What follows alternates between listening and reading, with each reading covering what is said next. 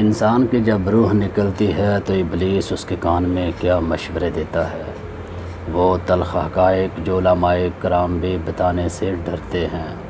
جب روح نکلتی ہے تو انسان کا منہ کھل جاتا ہے، ہونٹ کسی بھی قیمت پر آپس میں چپکے ہوئے نہیں رہ سکتے۔ روح پیر کو کھینچتی ہوئی اوپر کی طرف آتی ہے۔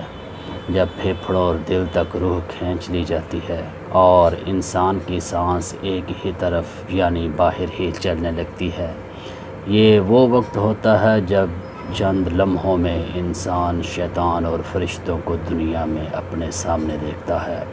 ایک طرف ابلیس اس کے کان میں کچھ مشورے دیتا ہے تو دوسری طرف اس کی زبان اس کے عمل کے مطابق کچھ الفاظ ادا کرنا چاہتی ہے۔ اگر انسان نیک ہو تو اس کا دماغ اس کی زبان کو کلمہ شہادت کی ہدایت دیتا ہے۔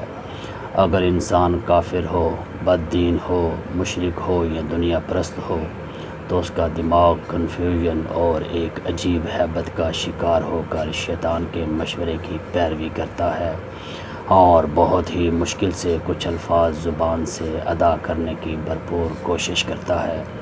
یہ سب اتنی تیزی سے ہوتا ہے کہ دماغ کو دنیا کی فضول باتوں کو سوچنے کا موقع ہی نہیں ملتا۔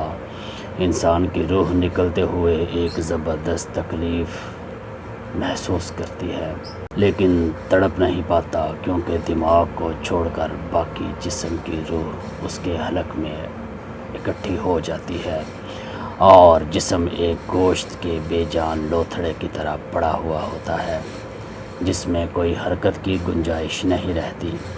آخر میں دماغ کی روح بھی کھینچ لی جاتی ہے۔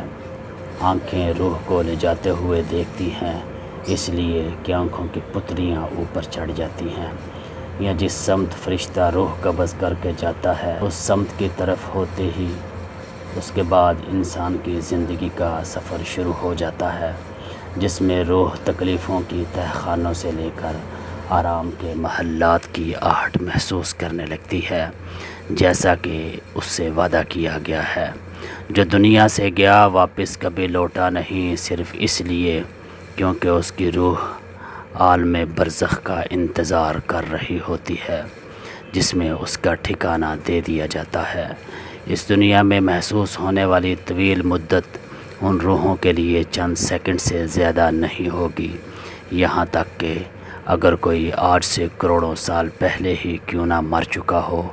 مومن کی روح اس طرح کھینچ لی جاتی ہے جیسے آٹے سے بال نکالا جاتا ہے، جبکہ گنہگار کی روح خاردار درخت پر پڑے ہوئے سوتی کپڑے کی طرح کھینچی جاتی ہے۔ اللہ سبحانہ و تعالی ہم سب کو موت کے وقت کلمہ نصیب فرما کر آسانی کے ساتھ روح قبض فرمائے اور موت کی تمام لمحات کو اپنی رحمت کے ساتھ آسان بنائے۔ آمین ثم آمین۔